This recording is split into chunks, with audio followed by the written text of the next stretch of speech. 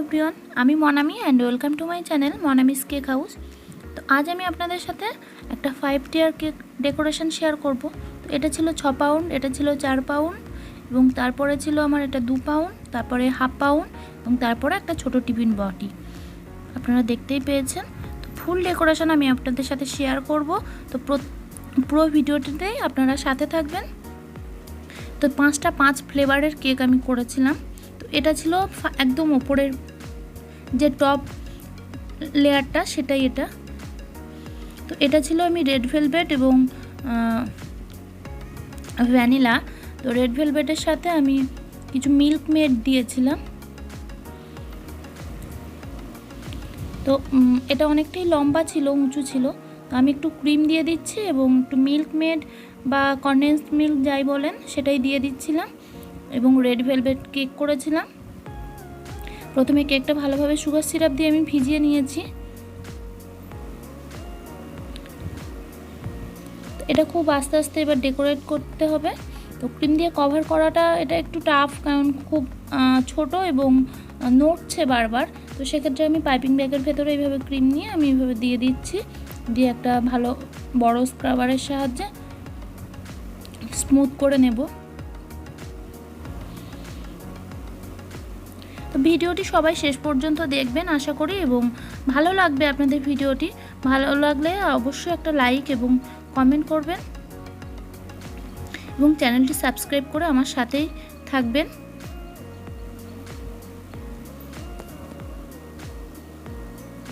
বারবার স্লিপ খাচ্ছিল এই সময়টা।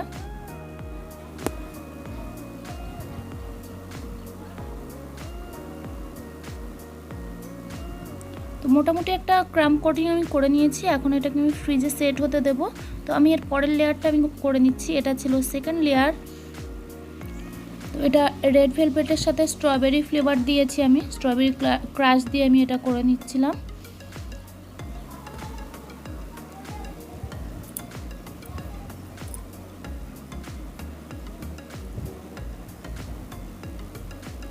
এটা ছিল থার্ড যে পোর্শনটা সেটা। তো বাটারস্কচ আমি ফ্লেভার করেছি। তো আমি বাটারস্কচ সস এখানে দিয়ে দিচ্ছি। আমি তৈরি করে নিয়েছিলাম অফ স্ক্রিনে। তো আমি বাটারস্কচ সসটা আপনাদের সাথে আগেও শেয়ার করেছি। আপনারা কোনো বাটারস্কচের যে কেক রেসিপি আছে সেখানটা দেখলে আপনারা দেখতে পাবেন। তো এটা খুবই টেস্টি হয়। আমার তো মনে হয় সব ধরনের কেকের থেকে এটাই আমার বেশি টেস্ট লাগে, বাটারস্কচ সস দিয়ে যে কেকটা করা হয়। এটা হোমমেড বাটারস্কচ সস, কিন্তু বাটারস্কচ সসের একটা ক্রাশ পাওয়া যায়, সেটা মোটেওই ভালো নয়, ভালো লাগে না, আমার কাছে তো একদমই ভালো লাগে না। তো আপনারা চেষ্টা করবেন বাটারস্কচ সসটা ঘরেই তৈরি করতে। কোনো রকম কেনা যে ক্রাশের সাথে পাওয়া যায় ওটা একেবারেই ফালতু এবং খুব বাজে খেতে। তো যাই হোক, আমি সুগার সিরাপ দিয়ে করে নিচ্ছি। তো এই সময়ে খুব ভালোভাবে লক্ষ্য রাখতে হবে, এই উঁচু ধরনের কেকগুলোর ক্ষেত্রে যেটা হয় একটু টেরা বেঁকা হয়ে যায়, তো সেগুলো খুব লক্ষ্য করতে হবে।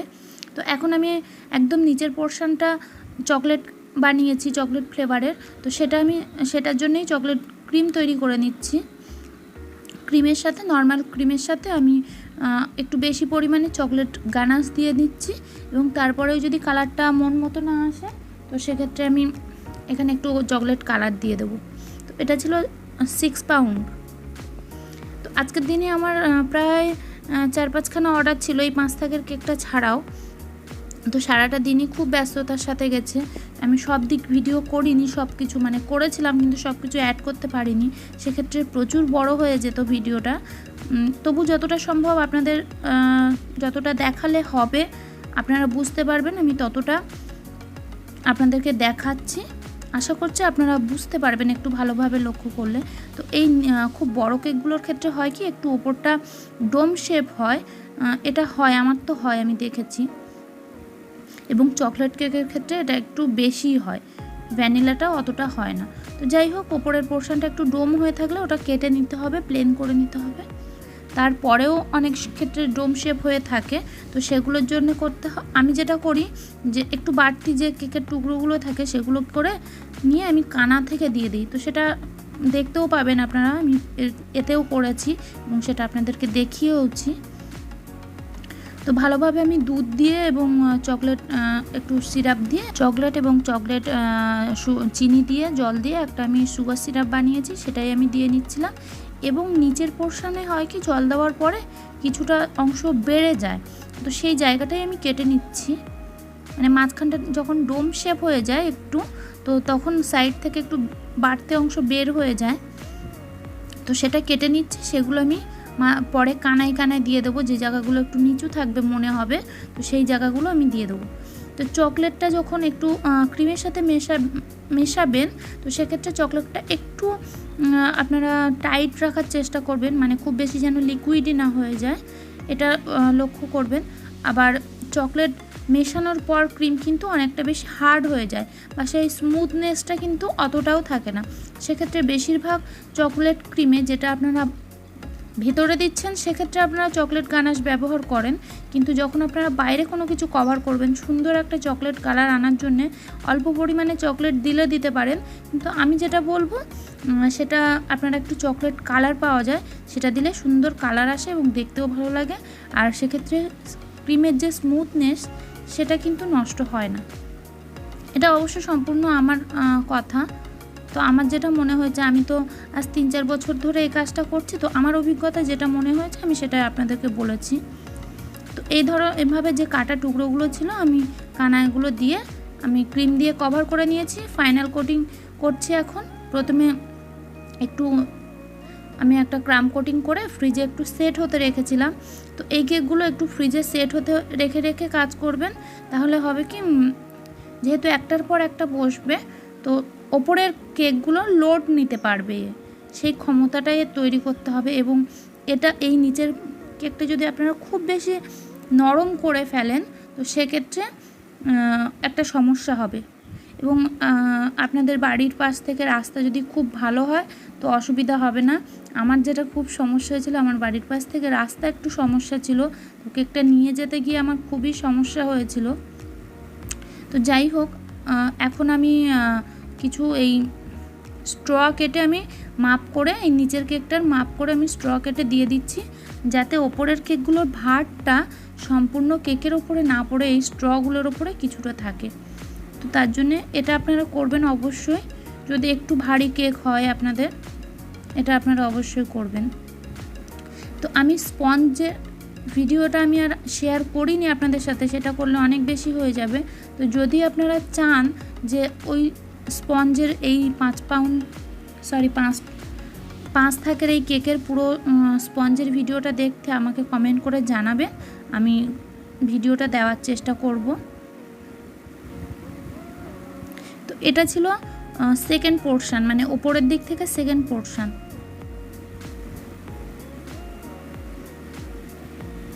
তো আমি যেটা করেছিলাম এই কেকটার ক্ষেত্রে, একটা সাদা একটা পিঙ্ক কালার এরকমভাবেই করেছিলাম। তো ওপরেরটা একদম সাদা ছিল, তাই জন্য এটা আমি পিঙ্ক কালার করে নিচ্ছি।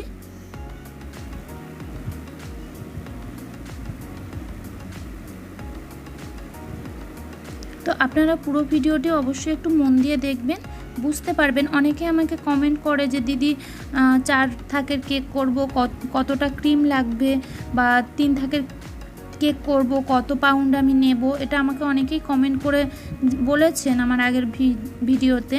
তো আমার 4 থাকের একটা কেকেরও ভিডিও আছে, 2 থাকের কেকের ভিডিও তো আছেই, আপনারা সেগুলো একটু দেখলে বুঝতে পারবেন। এবং যেটা বলবো যে ক্রিমের ব্যাপারটা, যে কতটা ক্রিম লাগে, সেটা কিন্তু ডিপেন্ড করবে আপনাদের কেকটা কত বড় তার উপরে, এবং কত টাকা দিয়ে কেকটা বিক্রি করছেন তার উপরে। তো আমার এটার ক্ষেত্রে প্রায় 2 প্যাকেট ক্রিম লেগে গেছিলো, মানে 2 কেজি ক্রিম লেগে গেছিলো। এবং পুরো কেকটার ওজন ছিল আমার 6 কেজি, মানে প্রায় 14 পাউন্ড, একদম ফাইনাল 14 পাউন্ড পুরো কেকটার আমার ওজন ছিল। তো এটা ছিল একদম নিচের পরেরটা, মানে 4th যে লেয়ারটা, সেটা ছিল এটা। তো একইভাবে আমি সুগার সিরাপ এবং ক্রিম, তারপর আমি এটা করে নিয়েছিলাম পাইনঅ্যাপেল ফ্লেভার, তো পাইনঅ্যাপেল ক্রাশ দিয়ে দিচ্ছি। তো যেটা বলছিলাম আগের বাটারস্কচ ক্রাশের ক্ষেত্রে বাটারস্কচ ক্রাশটা আমার মোটেই ভালো লাগে না, কিন্তু সেইভাবে পাইনঅ্যাপেল ক্রাশ বা অন্যান্য যে স্ট্রবেরি ক্রাশ এগুলো কিন্তু খুবই ভালো। আরও অন্যান্য ক্রাশ আছে, সেগুলো কিন্তু মোটামুটিই ভালো।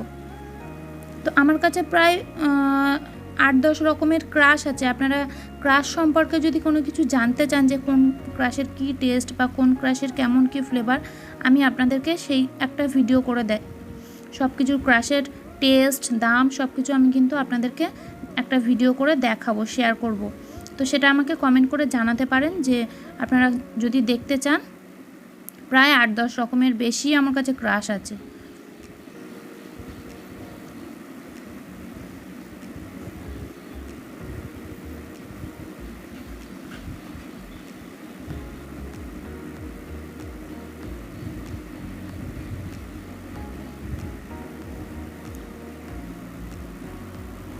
তো এখন এটাই আমি দিয়ে দিচ্ছি পিঙ্ক কালার। এটা যেহেতু ছিল 4 নম্বরটা, 5 নম্বরে যেটা ছিল মানে নিচের দিকে সেটা সাদা, তারপরে এটা 4 নম্বরটা পিঙ্ক কালার, আবার 3 নম্বরটা ছিল হোয়াইট, 2 নম্বরটা ছিল পিঙ্ক কালার এবং একেবারে উপরে যে টপ লেয়ারটা সেটা ছিল সাদা। তো এভাবেই আমি করে নিচ্ছি। এটাতেও আমি স্ট্র ঢুকিয়ে দেবো ভেতরটায়। তো এটার ক্ষেত্রে আমি যেটা করেছিলাম, নিচে যে বোর্ডটা দেখতে পাচ্ছেন গোল্ডেন কালারের বোর্ড, এই বোর্ডটা কিন্তু আমি খুলে নেইনি। এই বোর্ডটা সমেত আমি কেকের ওপর বসিয়েছিলাম, কারণ বোর্ডের ওপরে কিছুটা ভার রাখবে, না হলে ডেবে যায়। আমার কেকগুলো এমনি স্পঞ্জ, বেশিরভাগ ক্ষেত্রে আমার স্পঞ্জগুলো খুবই সফট হয়, খুবই নরম হয়।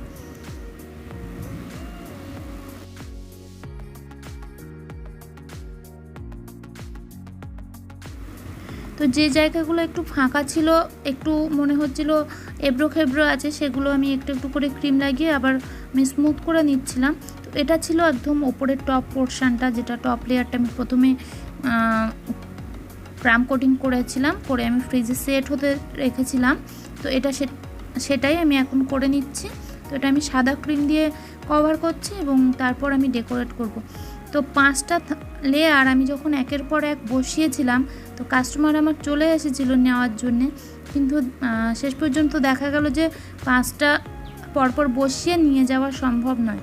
তো সেক্ষেত্রে আমি আবার সবগুলো খুলেছিলাম এবং সব একটা একটা করে নিয়ে সেখানে নিয়ে গিয়ে আমি আবার অ্যারেঞ্জ করেছিলাম। তো সেক্ষেত্রে আমি সম্পূর্ণ লাস্টের দিকে যে অ্যারেঞ্জগুলো ছিল ছোট ছোট যেগুলো, সেগুলো আমি আপনাদের সাথে আর ভিডিও করে শেয়ার করতে পারিনি। তো কেকটা আমি যেহেতু আমি লাস্ট ছবিটা আমি তুলে দেখিয়েছি, তো আপনারা সেটা বুঝতে পারবেন, ছবিটা দেখলে আপনারা বুঝতে পারবেন। তারপরেও যতটা আমি সম্ভব হয়েছে পেরেছি ততটা আমি দেখিয়েছি আপনাদের সাথে। তো এই ড্রিপিংগুলো তো এতটুকুই ছিল, কিন্তু নিয়ে যেতে যেতে আমার গাড়ির ধাক্কা এই ড্রিপিংগুলো পুরোটাই নিচে নেমে গেছিলো। তারপর আমি কিছু ফন্ডেন্ট দিয়ে নাম এবং হ্যাপি বার্থডে লিখে রেখেছিলাম, সেগুলোই আমি দিয়ে দিয়েছি। তো ফন্ডেন্টের কোনো কিছু ওই ধরনের যদি এই নাম লেখা টেখা বা এই ধরনের কোনো ছোটো ছোটো ফুল টুল ডিজাইন আপনারা এখানে এই নিচে প্লেটটাতে দেখতে পাচ্ছেন করেছিলাম। তো এগুলো দেখতে চাইলে আমাকে কমেন্ট করে জানালে আমি এটাও আপনাদেরকে দেখাবো, শেয়ার করব। হ্যাপি বার্থডে এবং বাচ্চার নাম ছিল সম্ভবত জয়দীপ, তো সেটাই আমি লিখে নিচ্ছিলাম, দিয়ে নিচ্ছিলাম। তো এখন বারবার আমার কাঠি দিয়ে সরাতে হচ্ছিল। এবং কিছু আমি প্রজাপতি এবং ছোট ছোট ফুল তৈরি করে নিয়েছিলাম। ওই আমার সাইডে পাশে দেখা যাচ্ছে আমার একটা বোন দাঁড়িয়ে আছে, ও আমাকে এই কাজগুলো হেল্প করেছিল, ও এই ছোট ছোট কাজগুলো করে দিয়েছিল। আমার এগুলো করার আর এক্সট্রা করে সময় ছিল না। তো এই যে নামগুলো আমি লিখে নিচ্ছি। তো ওটা আমি ভেঙে ফেলেছিলাম, জয়দীপের ওটা আমার প্রথমেই ভেঙে গেছে, একটু হার্ড হয়ে গেছিলো। আমার মনে হচ্ছিল কি না ওটার পেটটা মোটা হয়ে গেছে, পেটটা যেই আমি একটু টিপে দিতে গেছি দেখি পেটটা ভেঙে গেল ঝপ করে। তো যাই হোক, আমি এখন যে ফুলগুলো ওই ফন্ডেন্ট দিয়ে তৈরি করে রেখেছিলাম সেগুলো আমি দিয়ে নিচ্ছি। তো এই ফন্ডেন্টটা কিন্তু আমার হোমমেড, আমি নিজেই বাড়িতে তৈরি করেছিলাম। ফন্ডেন্টের রেসিপি জানতে হলে আমাকে সেটাও কমেন্ট করে জানাবেন, আমি ফন্ডেন্টের রেসিপিও আপনাদের সাথে শেয়ার করব। তো ফন্ডেন্ট যেটা আমি করেছি এটা কিন্তু খুব সফট, এবং আমি দীর্ঘদিন প্রায় 2 মাস আমার এইভাবে একটা জারে আমি স্টোর করে রেখেছি সেইভাবেই ছিল। তো এদিকে একটা মিকি মাউস দেখালাম। তো এই মিকি মাউসটা আমি একটা কাঠির সাহায্যে পেছন দিকে মিকি মাউসের পেছনে একটা কাঠি দিয়ে আমি সেলো টেপ দিয়ে আটকে দিয়েছি। আমি ওপরটায় ওটা লাগাবো। তো আমি একটু মেপে নিচ্ছিলাম সব কিছু। তো মাপা হয়ে গেছে, সবগুলো আলাদা আলাদা করে মেপেছি। তো প্রায় 6 কেজির বেশি হয়েছিল আমার, কারণ এটা এই পর্যন্ততেই আমার 6 কেজি ছিল। তারপর এরপর লাস্ট যে ডেকোরেশন সেগুলোর পর আর মাপা হয়নি। তো 6 কেজির থেকে অনেকটাই বেশি হবে, আর একটু বেশিই হতো। তো আমি একের পর এক সব আমি তুলে দিচ্ছিলাম, কিন্তু তারপর আমার সব আবার নামাতে হয়েছিল। তো যাই হোক, দেখতে থাকুন। খুব সাবধানে এগুলো তুলতে হবে। উপরে একটা আমি ছুরির সাহায্যে ধরে নিচ্ছিলাম। কেকটা দেখতে খুবই সুন্দর হয়েছিল।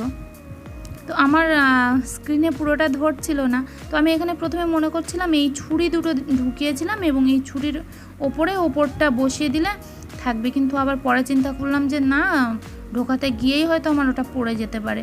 যার জন্য আবার ছুরিগুলো আমি বের করে নিয়েছি, করে একটা স্ট্র ঢুকিয়ে দিয়েছি ওর ভেতরটায়।